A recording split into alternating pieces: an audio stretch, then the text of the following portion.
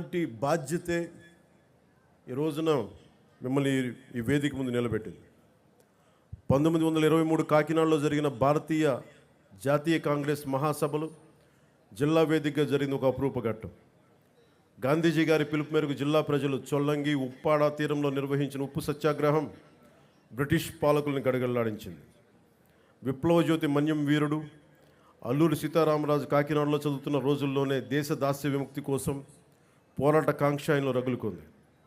ఆంధ్ర భగత్ సింగ్గా ఖ్యాతి గడించిన ప్రతివాద వెంకటాచారి కాకినాడలో నిర్వహించిన విప్లవ ఉద్యమం తెల్లవాళ్ల వెన్నులో వెనుక పుట్టించింది. అందుకే ఆయన ప్రతివాద భయంకరాచారి అంటారు.